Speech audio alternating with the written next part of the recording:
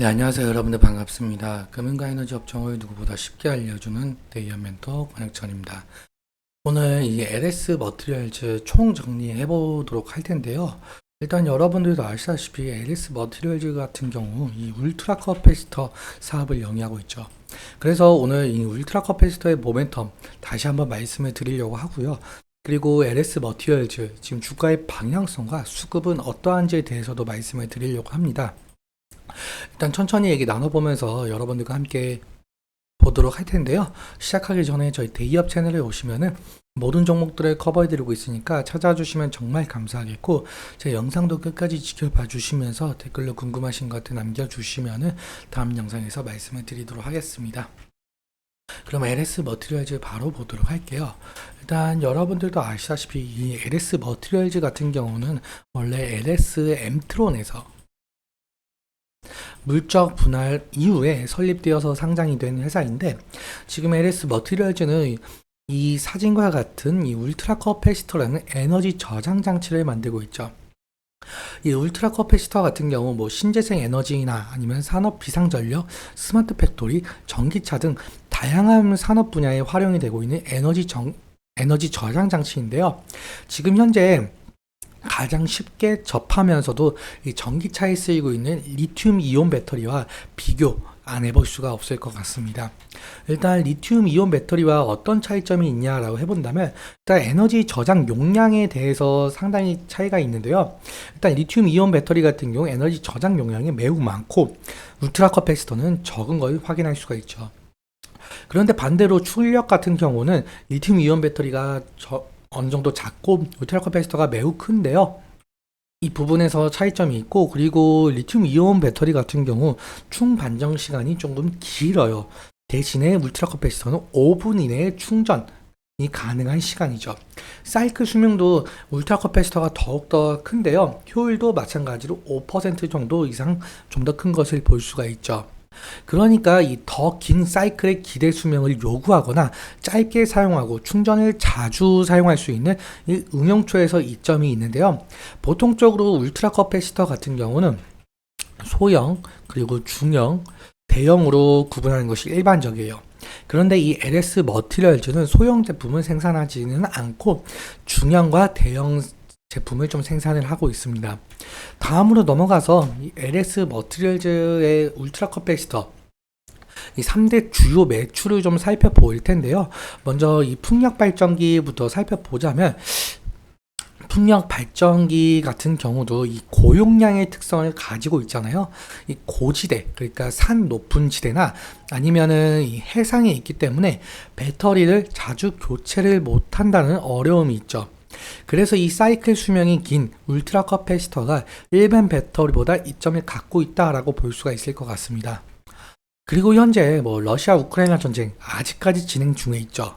그리고 뭐 이스라엘 하마스라든지 이스라엘 이란 뭐 이런 식으로 중동 정세도 좀 악화가 되고 있는 상황이므로, 거기서 에너지 안보가 대두가 되고 있는 상황에서 각광을 받고 있는 것이 이 신재생 에너지예요. 그런데 지금 현재 유럽도 마찬가지고 우리나라도 마찬가지고 이 해상 풍력, 이 풍력을 좀 육성을 하려고 있어요. 그렇다면은 이 사이클 수명이 긴 울트라 커패시터가 관심을 받을 가능성이 높을 것 같고, 그래서 이 이슈에 대해서 LS 머티리얼즈의 주가는 좋은 흐름을 나타낼 가능성이 있겠죠. 그리고 다음으로 넘어가서 이 UPS 무정전 전원 공급 장치의 경우에는 이 기공급이 중단이 되거나 전압 그리고 변동 등에 의해서 장애가 발생했을 시에 전기를 안정적으로 사용할 수 있도록 하는 비상 발전기의 역할을 좀 수행을 하고 있는데요. 특히 이 전력의 품질에 의해서 제품의 품질이 직결되는 1000분의 1초 단위의 시간도 정전도 방지해야 하는 이 반도체나 아니면 디스플레이, 동박 공장을 중심으로 수요가 발생을 하고 있죠. 그런데 여러분들도 아시다시피 지금 현재 AI 산업이 활성화가 되어 있는 상황이고, 이 AI 반도체가 많이 관심을 받고 있죠. 그래서 이 AI 반도체에 많이 사용될 가능성도 있을 수 있을 것 같고, 그리고 지금 현재 여러분들도 아시다시피 이 전력 인프라망 건설이 지금 한창 진행 중이잖아요. AI 산업이 커지면 커질수록 이 전력이라는 것이 상당히 중요해지고 있죠. 그래서 이 데이터 센터도 많이 짓고 있는데 이 데이터 센터 내에서도 비상 발전기 역할을 수행하는 이 무정전 전원 공급 장치도 어느 정도 수요가 있다라고 보시면 될 것 같습니다. 그래서 이 또한 이 울트라 커패시터의 호재라고 볼 수가 있을 것 같은데요. 그러면 다음으로 넘어가서 이 무인 운반차에 대해서 말씀을 드려보도록 할게요.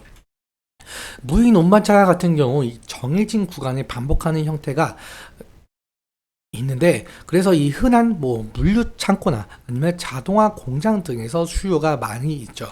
예를 들면은 이 쿠팡이나 아마존 같은 기업에서 사용되고 있는데, 보통적으로 인건비 절감과 그리고 물류 속도 효율화를 위해서 이 무인 운반차를 확장해 나가는 기업이 많은 만큼 수시간의 충전을 요구하고 있는 이 리튬 배터리에 대비해서 수분 내로 충전을 마칠 수가 있는 특성이 있는 만큼 상하차 하는 시간에 충전을 마칠 수가 있겠죠.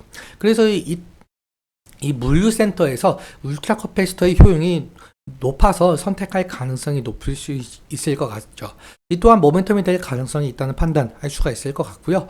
그리고 앞서 말씀드린 것처럼 2024년 같은 경우 이 전쟁 이슈로 인해서 전쟁 그리고 중동 정세 악화로 인해서 에너지 안보가 대두가 되고 있는 상황이잖아요. 그래서 신재생 에너지 비중이 증가하고 있는 상황인데요. 지금 여기 보시면은 글로벌 신규 증서의 풍력 발전 용량이 지속적으로 늘어나고 있는 것을 볼 수가 있습니다. 그리고 AI 산업 확장으로 이 UPS 수요 증가. 일단 예상치이긴 하지만 더욱더 커질 가능성도 있을 수도 있겠죠. 그리고 다음으로 넘어가서 이 물류 속도 효율화를 확장해 나가는 기업이 증가하고 있는 만큼 이 LS 머티리얼즈의 주가 상승에 대한 모멘텀이 있고, 그리고 좋은 흐름을 만들어낼 수 있는 이 긍정적인 시그널로 볼 수가 있을 것 같습니다. 실제로 지금 전부 시장 규모도 점차 다 커지고 있는 그래프를 좀 보실 수가 있을 것 같고요. 그럼 마무리로 이 차트와 수급적인 문제 한번 보도록 할게요. 일단 오늘 아침 흐름 같은 경우는 1.78% 정도 상승 중에 있는데요. 일단 제가 지지라인 같은 경우는 선을 그어 놨어요. 일단 1차적으로 이 부근이 될 가능성이 높을 것 같은데, 여기가 20일 이평선 부근이죠. 그래서 여기 이 부근을 좀 지지해 주면서 상승할 가능성이 있는지 그 부분 좀 지켜봐야 될 것 같고요. 만약에 이탈 시에는 여기 저점 구간, 이 바닥 구간을 좀 보실 수가 있을 것 같습니다. 일단적으로 지금 60일 이평선에서 지금 계속적으로 돌파 시도는 나오고 있지만 돌파해주지 못하고 있는 모습이 보이기 때문에 이 수급적인 문제도 함께 살펴봐야 하는데요. 지금 투자자별 매매 동향을 보시면 개인의 매도세가 한 달 사이에 어느 정도 강하고, 대신에 외국인과 기관이 매수세가 어느 정도 나타내고 있죠. 지금 외국인 같은 경우 지금 한 달 사이 22만 7천 주 정도 지금 매수 중에 있고, 기관 같은 경우는 한 달 사이 2만 주 정도 매수 중에 있는데요. 그런데 외국인의 매수세가 상당 부분 세다 보니까 만약에 외국인이 이 매수세를 매도세로 전환할 시에는 그래도 수급적인 부분에 대해서 하락의 기조가 나올 가능성이 높겠죠. 그래서 이 외국인의 매도세 잘 살펴봐야 될 것 같고요. 그리고 기관도 지금 투신에서 어느 정도 매수세가 있었지만 5월 9일에 11,000주를 매도를 함으로써 지금 남아있는 물량이 16,000주 정도 순매수인 것 같아요. 그래서 이 물량도 빠져나가는지 좀 자세하게 봐야 될 것 같고요. 일단 아무튼 개인의 매도세가 있다 보니까 어느 정도 개인도 매수세로 돌아올지 그 부분을 좀 잘 봐야 될 부분인 것 같습니다. 오늘은 여기까지 말씀을 드리도록 할 텐데요. 오늘 말씀드린 내용과 차트적인 부분에 대해서는 제 개인적인 견해가 많이 껴있다 보니까 여러분들의 주관적인 견해와 함께 투자를 현명한 선택하셨으면 좋겠습니다. 그리고 오늘 내용 여러분들께 도움이 되셨다면 구독과 좋아요 부탁드리고, 오늘도 시청해주셔서 너무 감사하고 지금까지 멘토 권혁철이었습니다. 감사합니다.